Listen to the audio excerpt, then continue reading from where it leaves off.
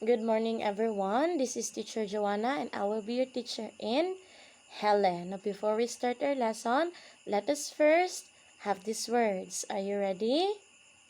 Okay, very good. So, everyone, let us read seedlings. Okay, again, seedlings. And then we have propagation. Everyone, propagation. And then we have transplant. Everyone, let us read transplant. And then we have germination. Everyone, germination. And then we have reliable. Everyone, reliable. So the words are seedlings, propagation, transplant, germination, and reliable. Again, seedlings, propagation, transplant, germination, and reliable. So when we say seedlings, a young plant grown from seed. That is seedlings. Okay, what is seedlings? Very good. And then when we say propagation, to multiply or to breed young plants. Again, what is propagation? Very good. So when we say transplant, to transfer young plant from one place to another. That is transplant. When we say germination, to cause to develop or to sprout, that is germination. And when we say reliable, can be trusted or depended. Okay? So those are the meaning of the words. So today, we are going to talk about preparing a nursery vegetables. So what are we going to talk about? Preparing a nursery vegetables. Now what do you want to learn? What is a nursery vegetables? Okay, so how can we prepare a nursery vegetables? Okay, so we are going to answer those questions at the end of this lesson. So if you're ready to listen, eyes on me, everyone. Okay, so sit up straight, eyes on me, ears on me as well. Okay, so everyone, a nursery is a garden for the propagation of seedlings. So what is a nursery? It is a garden for the propagation of seedlings. The seedlings are raised in seed boxes or small plastic bags or containers. So where is the seedling raised?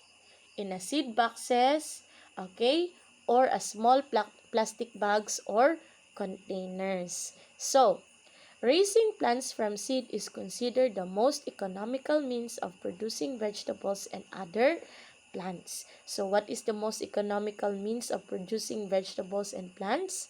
Raising plants from seeds. What is a nursery? A garden for propagation of seedlings. What do we call the garden for propagation of seedlings? A nursery. Okay, very good.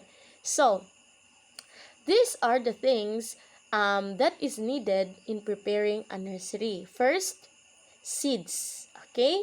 Things you have to remember the things that is needed in preparing a nursery. The first one, seeds. And then, seed box stand. And then, seed boxes. And then, gravel, stone, or rice hull. And then, soil, fertilized soil or garden soil. Okay? So those are the things that we need in preparing a nursery. And here are the tools needed in preparing a nursery. Okay, the first one are the things and this one are the tools. So we have the trowel, the fork or spade, the water sprinkler or watering cans, the knife or bolo or garden scissors.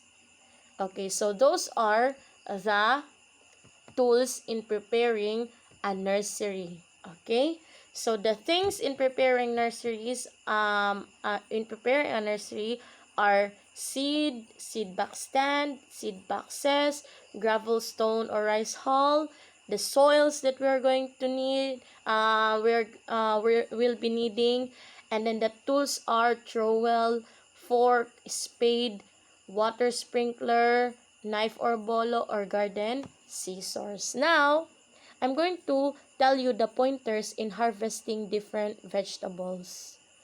Okay? So, do you still remember the vegetables that we've talked about and the pointers on how to harvest them? Okay, so we harvest them when they're still young, when the seed starts to appear, when they mature. Okay, so those are the pointers in harvesting different vegetables.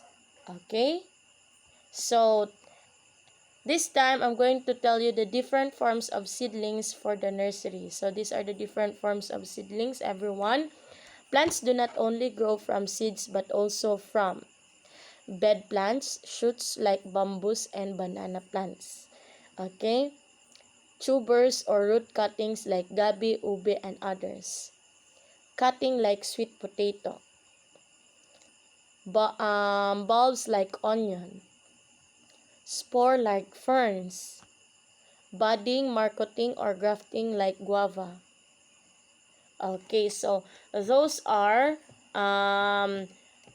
the different forms of seedlings. Okay? So we have bed plants, tubers, cutting like sweet potato, bulb like onions, spore like ferns, and budding, marketing, or grafting. So you have to remember that, huh? So remember that plants do not only grow from seed but also from this form. Okay? Bed plants, tubers, cutting, bulbs, spore, budding, marketing, and grafting. Do you understand? Okay, so here are the proper care of seedlings. So you have to also know how to take care of your seedlings. First, you have to water, okay? Watering them regularly to keep the soil always moist. Remember, seeds need water to grow, okay? So you have to water them regularly, I mean. And then next, you have to keep the soil always fertile. So seeds need a lot of nutrients to grow healthy and fast. Put fertilizers 2 to 3 weeks after transplanting. So when are you going to put fertilizers? 2 to 3 weeks after transplanting. So you need to keep the soil always fertile because the plants need the nutrients for them to grow healthy and fast. Okay? And then have enough sunlight. So you have to put your plants where they can have sunlight. Okay, so have enough sunlight for the seedlings. Seeds need sunlight to keep their leaves green. Do you understand? So water them, keep the soil fertile, have enough sunlight, protect seedlings from insect and pest. So you have to protect them from insect and pest. So you have to apply the right pesticide at the right amount depending on the size and maturity of the seedlings. Okay, so apply pesticide for you to protect them from insects and pest. Do you understand? And give the plants tender loving care. So which they need for them to grow strong and healthy. Handle them in gentle and loving manner. So those are the proper ways in caring seedlings. So the first one, water them regularly, keep the soil always fertile, have enough sunlight, protect seedlings from insects and pests, give plants tender loving care. Do you understand? So what are the different forms of seedlings for the nursery aside from seeds? We have the bed plants, the tubers, the cutting, the bulbs, the spores, budding, marketing, and grafting. So, what are the tools needed in preparing a nursery? Trowel, fork, spade, water sprinkler, knife, bolo or garden, scissors. What are the things that we need in preparing a nursery? Seed, seed box stand, seed boxes, gravel, stone or rice hull, and soil that we are going to need. So what is a nursery? It is a garden for the propagation of seedlings. Okay, so I have here some questions. So what is a nursery?